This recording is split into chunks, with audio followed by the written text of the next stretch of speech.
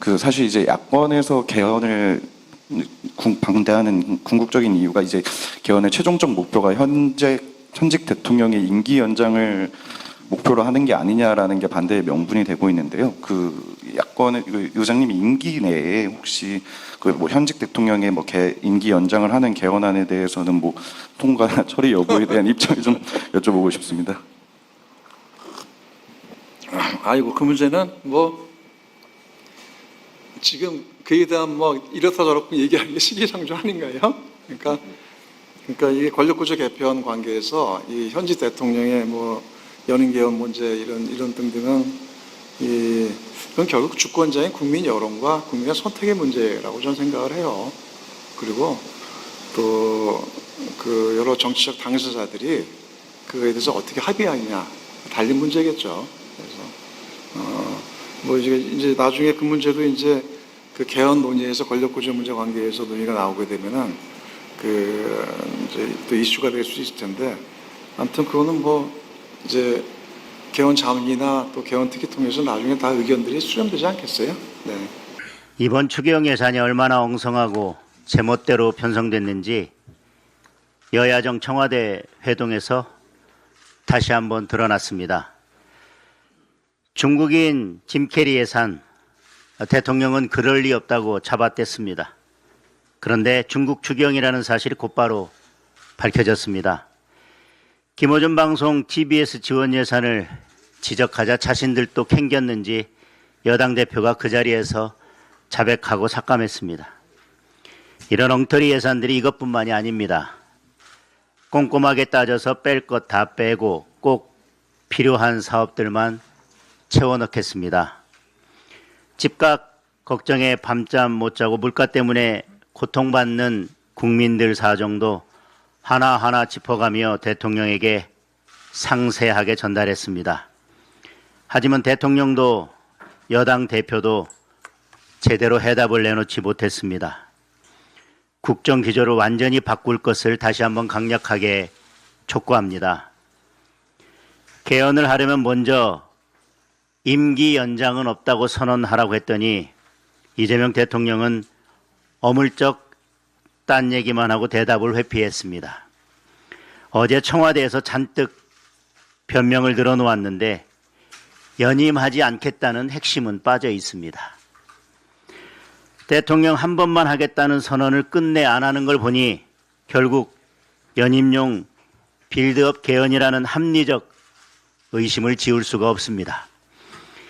이재명 임기 연장 시나리오, 국민들이 결코 용납하지 않을 것입니다. 헛된 욕망을 버리기 바랍니다. 이재명 대통령이 무인기 사고하고 북한 김정은의 칭찬을 받았습니다. 청와대는 신속한 상호 의사 확인이라는 등 호들갑을 떨었지만 하루도 안 돼 개꿈 같은 소리라는 막말이 돌아왔습니다. 북한은 이틀 동안 3번이나 미사일을 발사하면서 굴종은 도발을 부른다는 사실을 다시 한번 확인시켜 주었습니다. 그런데 이재명 대통령은 무인기 보냈다고 사과까지 하면서 무인기보다 훨씬 더 심각한 도발인 북한의 미사일 발사에 대해서는 단 한마디 언급도 없습니다.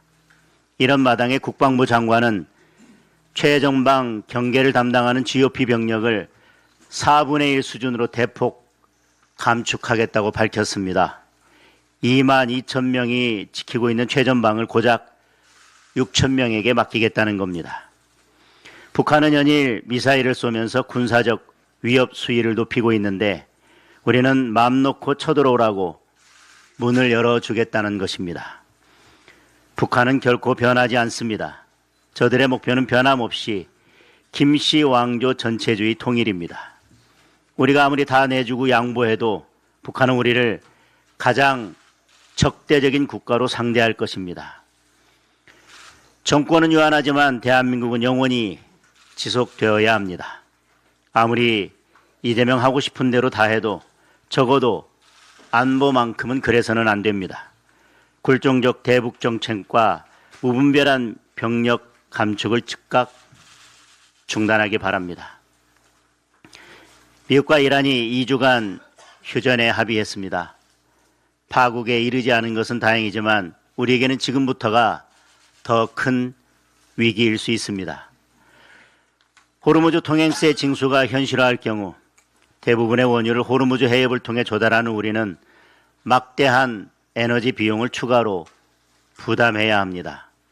더욱이 파괴된 중동의 에너지 기반 시설들로 인해 유가와 원자재 가격 폭등 상황이 한동안 이어질 수도 있습니다. 결국 국민의 삶이 어려워질 수밖에 없습니다. 유류세 일시 조정, 취약계층 및 기업 지원 등 단기 대책과 함께 에너지 공급선 다변화, 산업 구조 조정을 비롯한 근본적이고 장기적인 대책 마련을 서둘러 추진해야 합니다. 동시에 이재명 대통령이 반드시 풀어야 할 숙제가 있습니다. 미국 트럼프 대통령은 전쟁 기간 중 여러 차례에 걸쳐 동맹인 대한민국이 돕지 않았다고 비난했습니다. 지금이라도 기민하게 대응하지 않으면 어떤 사태가 닥칠지 예상하기조차 어렵습니다. 관세 인상 등 경제적인 보복은 물론 주한미군 감축 방위비 분담금 인상과 같이 우리 안보를 흔드는 청구서를 받아들 수도 있습니다. 지금부터 외교가 민생인 상황이 펼쳐질 것입니다. 외교 천재 자처하는 이재명 대통령, 즉각 트럼프 대통령과 한라인을 가동하기 바랍니다. 이상입니다.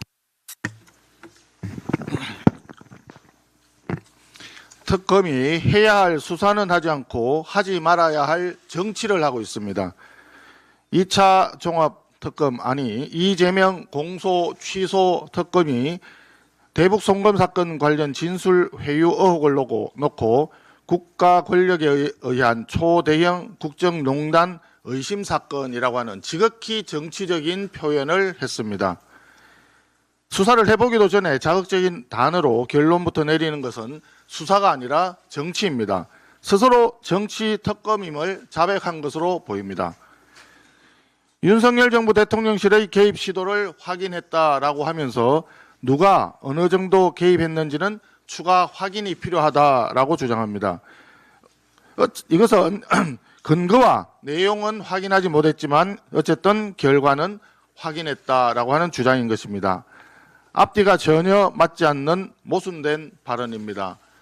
법률 전문가 맞는지 국민들은 매우 어처구니 없어 하십니다. 이재명 공소취소 특검에게 이 사건의 수사권이 있는지도 법적 논란이 있습니다. 특검의 주장대로라면 윤석열 전 대통령이 검찰총장 또는 대통령 재직 중에 있으면서 보고받았을 것으로 생각되는 큰 규모의 사건은 전부 다 특검이 수사할 수 있다는 결론에 이릅니다. 대북 송금뿐 아니라 대장동, 백현동, 서해공무원 피격 사건 등 윤석열 정부 당시 검찰이 수사한 중요 사건은 특검이 처음부터 다시 다 들여다볼 수 있다는 뜻입니다. 한마디로 수사권과 기소권을 모두 털어주고서 정권의 지령대로 아무나 수사하겠다는 속셈인 것입니다. 한편 법무부는 더불어민주당의 요청을 받아 대장동 비리 의혹 수사 검사 9명에 대한 보복 감찰에 착수했습니다. 이재명 대통령을 수사한 검사들에 대해서 국회는 국정조사권으로, 특검은 기소권으로, 법무부는 감찰권으로 전방위 보복이 시작이 된 것 같습니다. 범죄자 주권정부다운 조폭 같은 행태라 할 수밖에 없을 것입니다. 정권이 바뀌고 난 뒤에 적폐청산이나 사정정국으로 정치인에게 보복하는 것은 지금까지 보아왔지만 이처럼 모든 권력기관을 총동원해서 수사검사들을 대상으로 철저히 복수하고 대법원 판결까지 뒤엎겠다는 전방위적 쿠데타적 시도 이재명 정권이 처음입니다. 하늘 무서운 줄 모르는 이재명 정권의 공소 취소 친위 쿠데타는 국민께서 반드시 심판을 할 것입니다. 지난 6일 이재명 대통령이 북한에 대해서 이례적으로 유감을 표명했습니다. 연평도 포격과 천안함 등 반복된 도발과 우리 장병들의 희생에 대해서 그 어떤 사과나 책임도 인정하지 않는 상대에게 먼저 양보하는 매우 부적절한 행동이었다고 생각합니다. 북한의 사과를 받아달라고 하는 천안함 유족들의 절규 어린 요구에 대해서는 사과하란다고 사과하겠습니까? 라고 하면서 유족의 가슴에 비수를 꽂았던 이재명 대통령. 그런데 본인은 북한에게 알아서 자발적으로 사과하는 것은 대한민국 대통령으로서 너무나 굴욕적인 태도입니다. 국민들은 도저히 이해할 수 없다는 표정입니다. 더 큰 문제는 그 이후 대응입니다. 대통령의 유감 표명에 대해서 김여정 발언의 일부 표현을 두고 정부가 관계 개선의 신호로 자화자찬했지만 하루 만에 북한 외무성은 이를 희망 섞인 해몽이다, 개꿈 같은 소리다 라고 일축하면서 대한민국을 적대적 국가로 규정을 했습니다. 여기서 눈여겨볼 사항은 외무성이 나섰다는 사항입니다. 외무성 라인이 전면에 나선 것은 남북 관계를 더 이상 민족 내부의 특수 관계가 아니라 적대적 두 개 국가 관계로 규정하고 있음을 다시 한번 보여주는 것입니다. 이재명 정부에게 묻습니다. 북한의 적대적 두 개 국가론에 대한 우리 정부의 입장은 무엇입니까? 정동영 장관은 한조 관계 발언에 이어서 평화적 두 국가론이 유일한 방책이라는 발언까지 하면서 반헌법적인 두 국가론에 동조하고 있는 것으로 비춰지고 있습니다. 이것이 이재명 정부의 공식적인 입장입니까? 또한 향후에 이에 대해서 우리 정부는 어떻게 대응할 것인지 국민들이 매우 궁금해하고 계십니다. 이재명 정부의 각성과 대북 정책 전반에 대한 재점검을 다시 한번 강력히 촉구합니다. 예, 최고위원 신동욱입니다. 사흘 전에 이재명 대통령이 북한으로 드론 보낸 부분에 대해서 유감 표명한 것과 관련해서 원내대표께서 그 이후에 북한이 미사일 쏘고 또 우리 측의 관계 개선 희망을 뭐라고 했다고요? 개꿈 같은 소리다, 바보들의 희망 섞인 해몽이다라고 맹비난했다는 부분에 대해서 관련해서 정말로 우리 안보에 큰 걱정이 개인적으로 하나 있습니다. 지금 국회에서 이른바 조작기소 의혹 국정조사가 진행 중입니다. 물론 위법한 국정조사입니다만 민주당은 이것을 위법 여부와 관계없이 밀어붙이고 있습니다. 그런데 여기에 대해서 지금 조작기소를 했다는 당사자로 지목된 박상용 검사가 매우 의미심장한 얘기를 합니다. 그럼 북한이 실제로 800만 불을 받지 않았다면 왜 북한에서 아무 얘기도 안 하고 있을까? 여러분 궁금하지 않습니까? 북한은 돈을 받고도 받지 않았다고 할 만한 나라인데 우리 내부에서 일부 의원들은 돈 보낸 적 없다라고 얘기를 하고 또 일부 의원들은 그것 자체가 흑우라고 얘기하고 또 일부 민주당 여권 인사들은 이재명 대통령은 전혀 몰랐다라고 또 주장을 하기도 합니다. 이게 조작돼서 이재명 대통령이 기소에 이르렀다고 주장을 합니다. 그런데 예를 들어서 이런 상황을 한번 가정해 보시죠. 지금 민주당의 그림대로 조작 기소를 밀어붙여서 대통령 공소취소를 결정을 했는데 그 다음에 북한이 우리 사실 돈 받은 건 맞다. 그리고 그것이 이재명 당시 경기지사의 방북을 대가로 해서 돈을 받은 것이 맞다라고 북한이 주장을 하고 났으면 그 이후에 벌어질 혼란을 우리 대한민국이 감당할 수 있겠습니까? 저는 감당할 수 없을 것이라고 봅니다. 그래서 민주당이 지금 이런 무리한 국정조사를 절대로 추진해서는 안 된다라고 생각을 합니다. 사실 명확한 사실규명은 물론 필요합니다. 그 명확한 사실규명은 법원을 통해서 이루어져야 합니다. 그래야 대한민국 정부가 가지는 정치적 부담이 없어지는 겁니다. 여기에서 한 발 더 나아가 민주당에게도 얘기를 합니다. 촉구합니다. 이 위법한 국정조사는 국가 안보를 위험 속으로 빠뜨릴 수가 있습니다. 당장 중단하시기 바랍니다. 두 번째, 이재명 대통령께도 촉구합니다.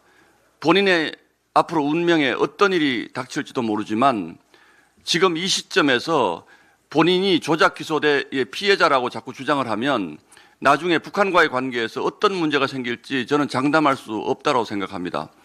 일각에서 주장하는 것처럼 이재명 대통령이 이 문제로 북한에 발목 잡혀 있다라는 의심, 의혹 피할 길이 없다라고 봅니다. 저는 그래서 이재명 대통령 역시 이 청문회에 대해서 더 이상 청문회를 진행하지 말아달라고 이 민주당에 말씀을 하시고 그리고 집권 이후에 퇴임 이후에 모든 국민들과 동등하게 재판을 통해서 본인이 무고하다면 이 사실에 대해서 진위를 밝히겠다라고 선언을 해 주시기를 부탁드립니다. 그리고 세 번째, 이런 문제 때문에 혹시 집권 연장 개헌을 꿈꾸신다면 당장 포기하시는 것이 좋습니다. 그래서 개헌에 본인이 집권 연장을 위한 개헌도 원치 않는다. 또 임기가 끝나고 나면 이 대북 송금 사건을 비롯한 다른 모든 의혹 사건에 대해서 재판을 통해서 정정당당하게 본인의 주장을 해나가겠다는 선언을 지금 하지 않는다면 특히 이 대북 송금 문제는 우리 대한민국 안보에 매우 심각한 위해를 끼칠 수도 있다는 점을 다시 한번 말씀드립니다. 이상입니다.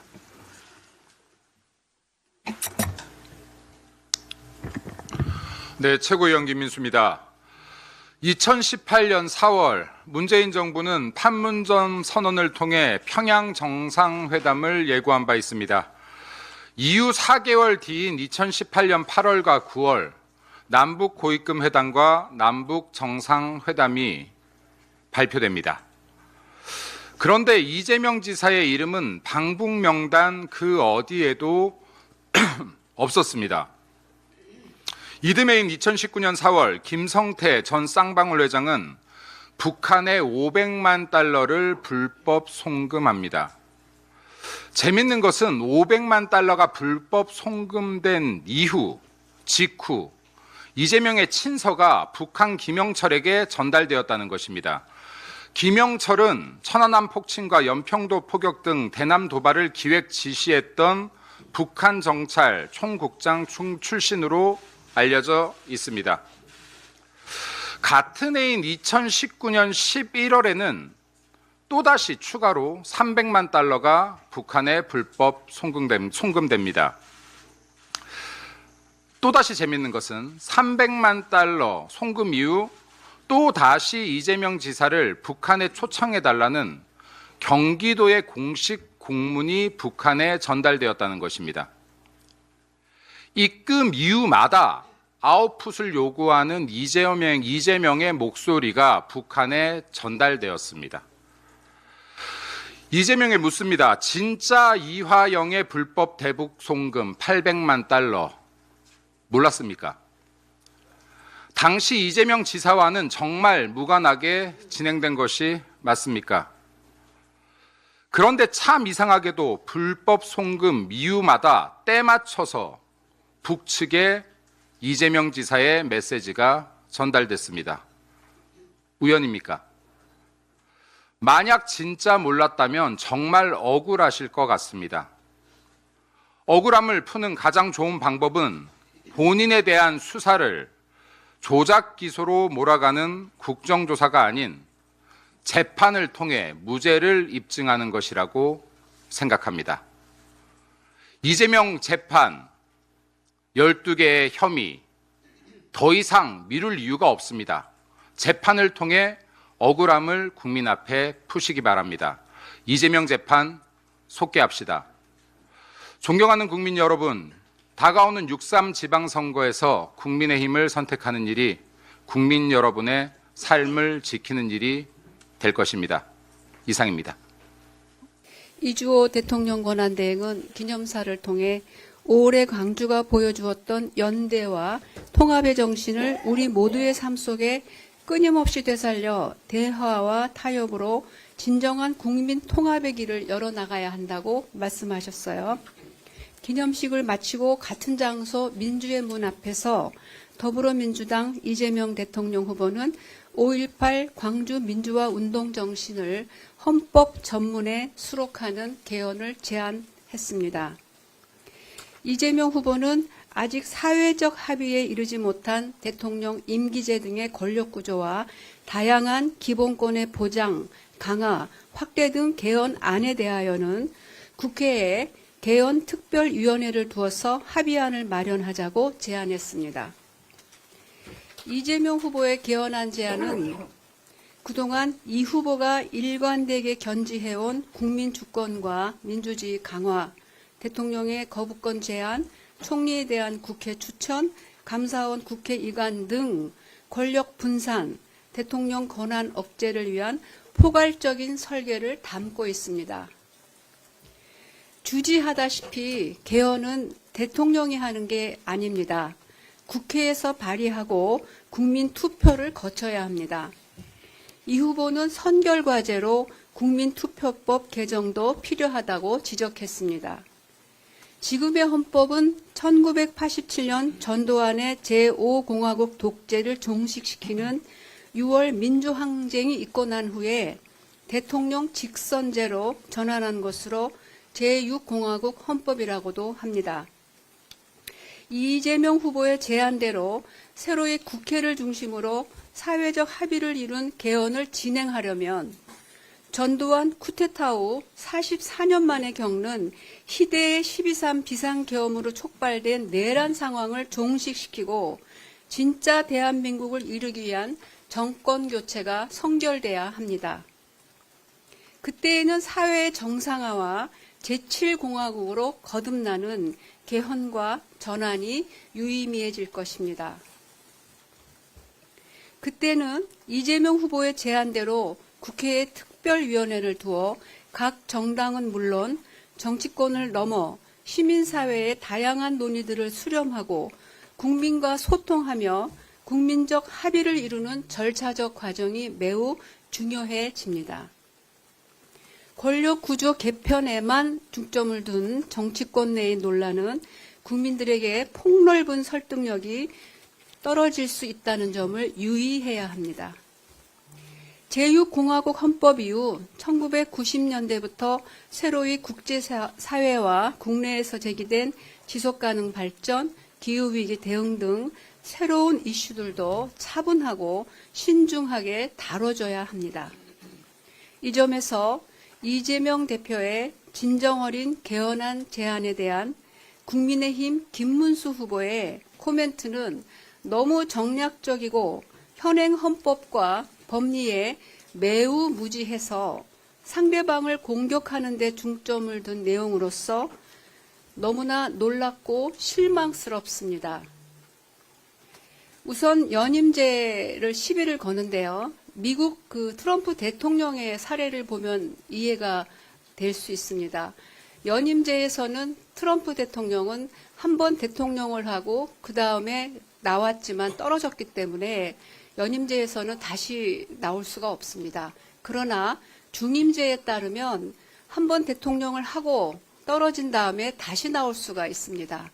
그래서 트럼프 대통령이 이번에 당선된 겁니다. 이런 걸 보면은 연임제는 대통령에게 중임제보다 더 불리합니다. 그럼에도 이 후보의 연임 표현을 장기 집권 의도라고 공격하는 것은 어불성설이고 국민의 저는 지금 정치권이 아니기 때문에 국민의 한 사람으로서 이렇게 수준이 떨어지는 헌법에 무지한 정당의 대선 후보의 발언이 있을 수 있는가. 이분들이 왜 그동안 이렇게 헌법을 짓밟았는지 좀 이해되는 측면도 있습니다. 더구나 현행 헌법 전두환 독재 이후에 대통령 직선제 개헌을 하면서 바로 그 취지 때문에 128조에 이렇게 규정하고 있습니다. 임기 연장, 대통령의 임기 연장, 중임 변경을 위한 헌법 개정은 그 헌법 개정 제안 당시의 대통령에 대해서는 효력이 없다. 이 조항이 왜 들어갔냐면은 전두환 독재 때문에 대통령 직선제, 대통령 단임이 그 시대의 시대 정신이었기 때문입니다. 이재명 대통령은 어제 우리 선대위에서도 말씀드렸듯이 만일에 제7공화국 헌법을 여는 국회에서 개헌이 진행된다면 6공화국에서 7공화국으로 넘어가는 마지막 단임제 대통령이 될 것입니다.